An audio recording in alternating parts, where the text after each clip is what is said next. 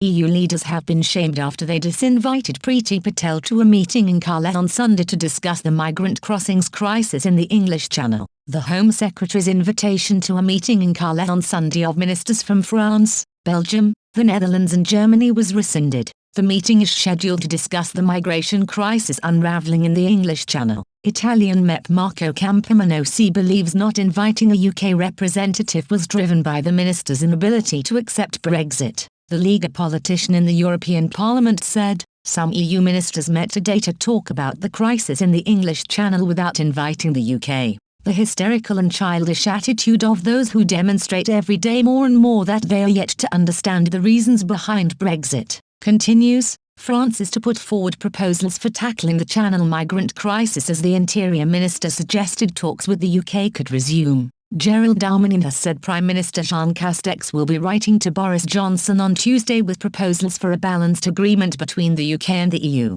He said discussions could take place very quickly if the British are prepared to enter negotiations in a serious spirit. A government source said it appeared to be a positive move after the diplomatic row which erupted following the death of 27 migrants in the Channel. Mr. Johnson infuriated French President Emmanuel Macron when he posted a letter on Twitter calling for joint patrols on French beaches and the return to France of migrants who succeed in making the dangerous Channel crossing. Mr. Macron said it was not a serious way to negotiate. The two leaders, already at loggerheads over post-Brexit arrangements, have accused each other of not doing enough to manage migration after 27 people died on Wednesday. But, speaking at a press conference on Monday, Mr. Darmanin said the two countries needed to work together to deal with a shared problem. He said, "From the moment there is no more doublespeak, and we can discuss in a serious spirit, and our private exchanges correspond to our public exchanges, the French government is ready to very quickly resume discussions with Great Britain."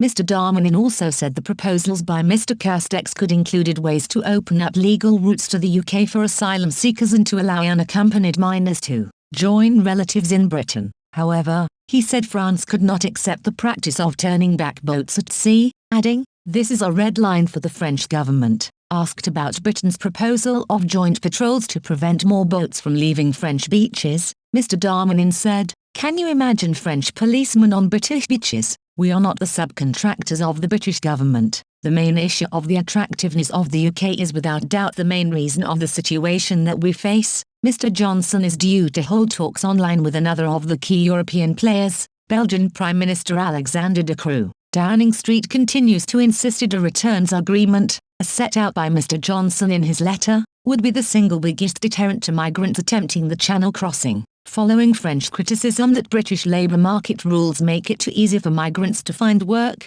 the Prime Minister's official spokesman said the government was taking action to overhaul the asylum system. He said, "The single biggest deterrent, the single biggest step we could take together with the French would be a returns agreement, as the Prime Minister set out last week. But we are already taking steps through our nationality and borders bill to reduce the pull factors to the UK and make our asylum system firmer but fairer." After talks on Sunday, it was agreed that a plane, operated by European Union border agency Frontex, will monitor the shores of the Channel for people crossing from the 1st of December. Migration officials also pledged to work together more closely against people smuggling networks and the trade in inflatable boats.